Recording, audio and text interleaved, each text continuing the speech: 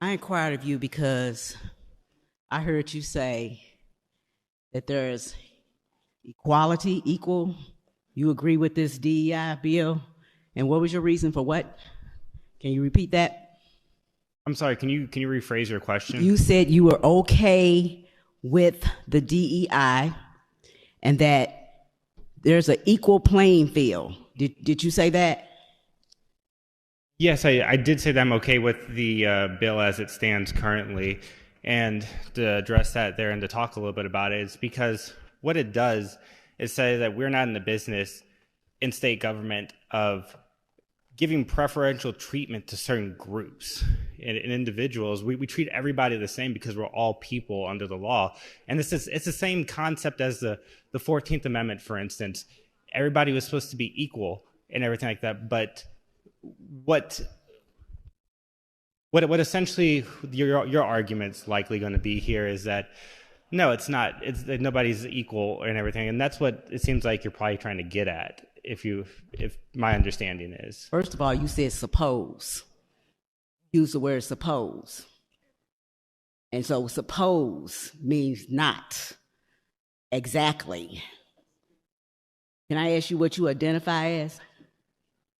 Identify? Ethnicity? I identify as an American. Not an African American? Are you African American? Ladies and gentlemen, I will remind the body to remain poised with decorum. There will be no celebrations. I probably have a daughter your age. And when you made that statement, I was a little appalled because there is no equality as of yet. You know, some people have privileges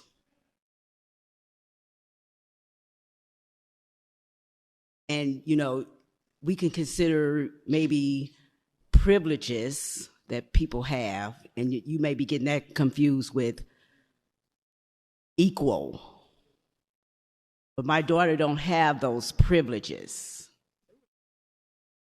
I was elected to my first office in 1999 in a 95% African American school district where the entire board was white.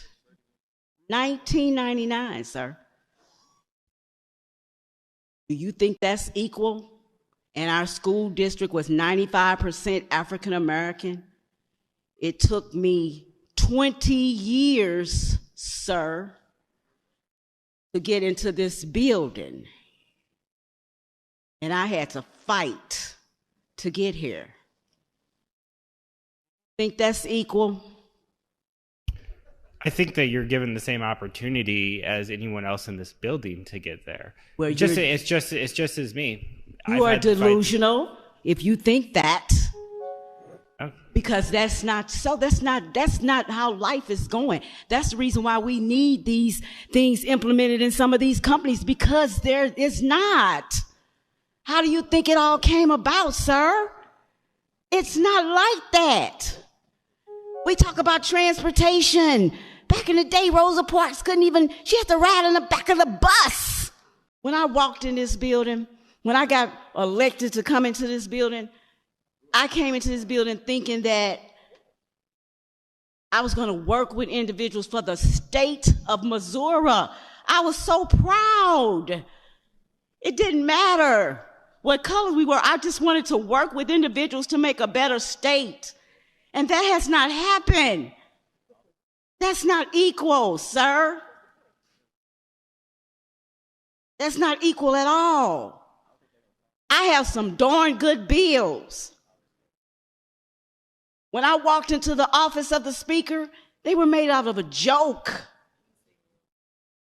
Good educational bill. I love children, all children. And I got good bills for those children. I sit on the education committee, and none of my bills, in 3 years, the same bills. have yet to be heard. Anything I ask for, I have to beg for it. I applaud the young people on this side, all of them. They're very well educated. They're smart. They remind me, a lot of them, of myself. They have the energy that I had. But one thing I still got is the fight in me. But we have to fight for everything over here. We have to be humiliated every day. I had to take a walk to gather myself, to come back in here and continue with this, to be rushed out of the building.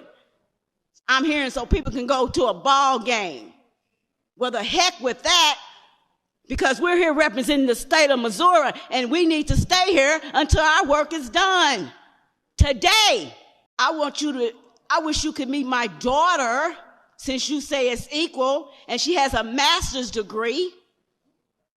I'd be happy to talk to your daughter. Yeah, I'm going to introduce you to my daughter, and I'm going to let her tell you how it's not equal on her job that she has a master's degree.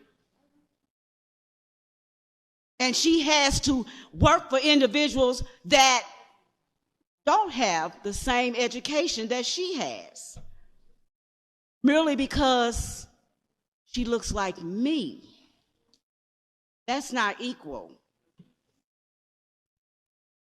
Sometimes when people are so privileged, they want to think that equality and privilege is equal. It's not. I wonder, what did it take for you, sir, to get elected out of St. Charles to sit in your seat? I want to hear that story.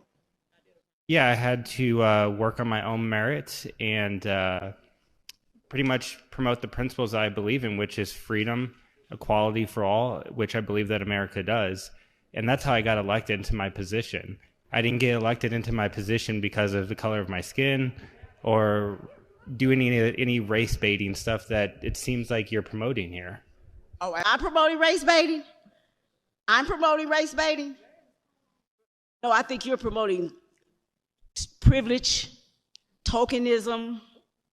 I didn't come from a privileged background. Oh, really? I grew up in St. Louis County where my mother Where did you was grow young. up at? Tell me that. In Overland is where I grew up. In Overland. Wasn't a privileged family at all. My father passed when I was 12. My mom raised me and two of my other brothers. She was lower income. I had to work my butt off to get where I am today and to Shame on you. Shame on you. Shame on you. Lady, your time has expired.